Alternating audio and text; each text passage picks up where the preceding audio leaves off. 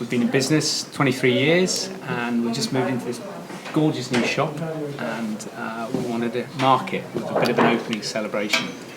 But rather than do the usual piss up, we thought we'd have a special event, invite some speakers on subjects that we're passionate about. And that subject is urbanism, the future of the city, especially the city we live in, York. We think bicycles have an immense contribution to make towards civilised and urbane living in the 21st century. Cyclists and cycles will inherit the earth. We will change city life for the better by getting people onto bikes and out of their cars. It's amazing the amount of times I've gone to meetings and you have the engineer's got the Bible, the architect has got the Sanskrit, and the planner has got the Quran, and they sit there clutching these documents, the local plan, the transport strategy, and they will actually kill each other over it, because God gave them those documents. And you have to point out to them, just people like you trying to make the world a better place that created those documents. It wasn't God given. And if they're not working, open your eyes, walk the streets, change them. Not like that. This is the kind of places we're creating. I used to be quite sanguine about these and people choose to live it. People are totally entitled to choose to live wherever they want, right? Is anybody going to send a postcard from there? Does it stand the postcard test? I would suspect not. These are the kind of environments that we are creating. And okay, York is tiny, but look at London, look at New York, look at Paris. This is actually happening, and it's killing us in various different... Now, there's an issue about the way we train people. You go to university on a normal grade, and when you become an architect, I don't want to think. I just do architecture, I just do planning. And we screw the world up. Alice knows garbage when she sees her. I'm sure I could walk 5 minutes from this spot and come across some of this stuff. Who's that for? Doesn't make it beautiful. Who's going to send a postcard like that? What's it there for? Ask these questions. Now, there's another serious issue. In mid-sana and corporal sana, health and well-being are really important things. I mean, we see this globally when we go and talk to mayors. There's serious concerns about the health and well-being of their citizenship because it's costing them fortunes. And, I'm an Italian.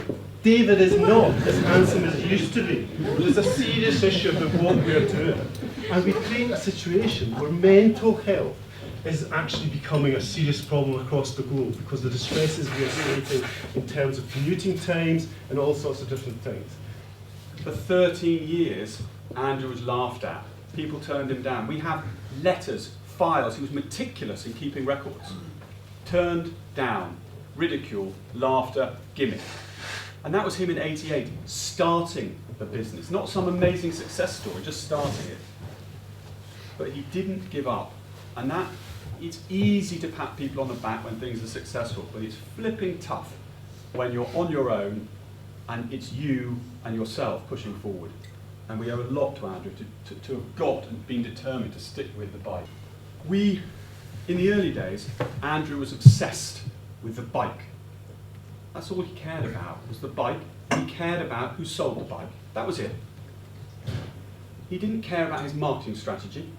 He didn't start by coming up with some brand. He just was obsessed with the bike. In the early days, he relied on word of mouth. People bought it, liked it, talked about it. Fortunately for us, word of mouth has changed in the last 15 years. It was word of mouth. It is now tweet, blog. It is global. It is rapid. What that means is the old days of just billboards, buy this cream and there's a funny pair of tweezers with a big green ball on it, and if you massage it in, you look really fit, and suddenly your boyfriend's fit and the world's amazing.